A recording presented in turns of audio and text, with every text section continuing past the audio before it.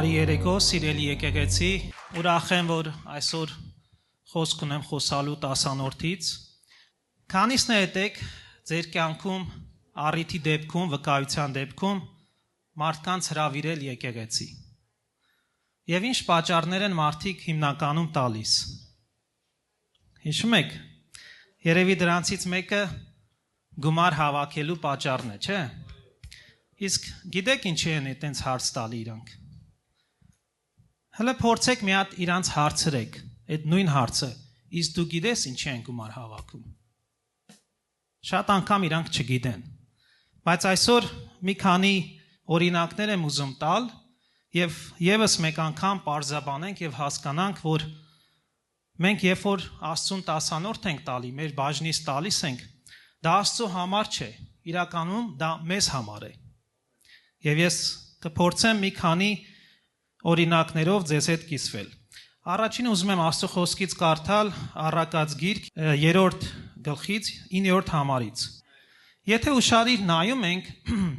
կնկատենք, որ շատ անգամ Աստված առաջի քայլը մեզ է տալի։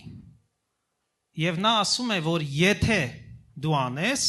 ես կորտնեմ։ Իսկ հեչ մտածել եք ինչի հակառակը չի։ Որտեվ Աստված իր խոսքը պահում է միշտ, բայց շատ անգամ մենք չենք պահում։ Եղել է, երբ որ Աստված քեզ օրհնել է եւ ժամանակներ եկել քո բաժին անես, բայց չես արել։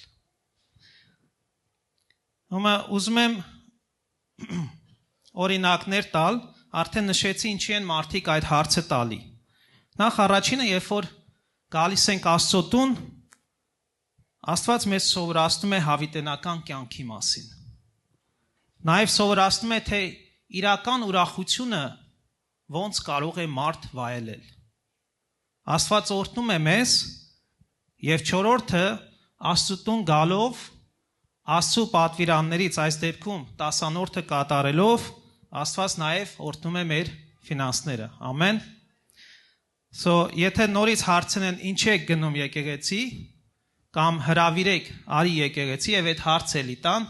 ահա մեկ օրինակ ինչի պիտի գաք։ Երկրորդ բանը,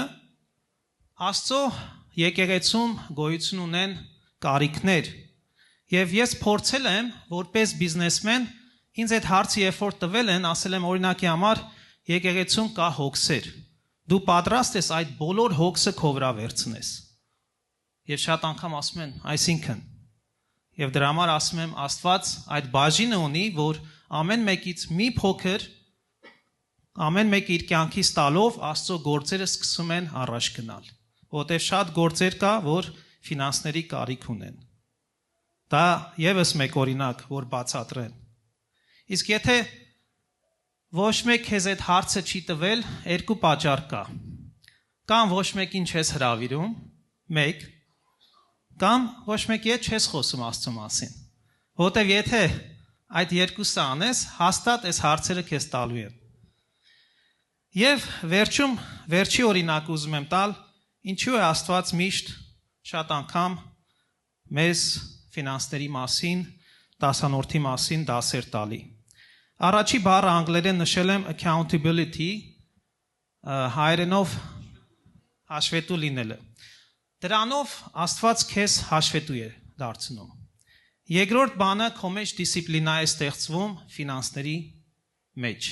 որտեղ բոլորս է գիտենք ապրելով այստեղ Ամերիկայում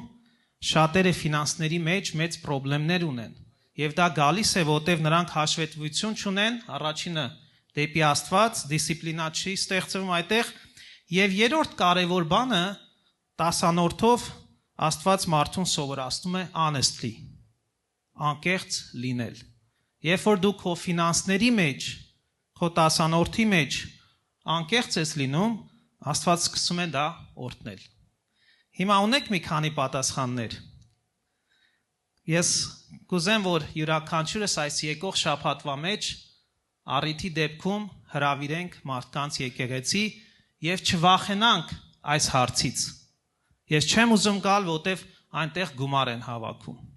Գիտես, շատ անգամ մարդիկ այդ հարցը տալիս են, եւ դա նեգատիվ բան չի։ Դու ուղղակի պիտի իրան educate անես, սովորացնես։ Եվ եթե ասես, գիտես, արի Աստծո տուն, նաև կսովորես ոչ թե ֆինանսների մասին եւ Աստված քո ֆինանսները կօրհնի, բայց նաև կսովորես ինչպես ապրել ուրախ Աստծո մեջ։ Ամեն։ Եկեք տանք մեր տասանորդները։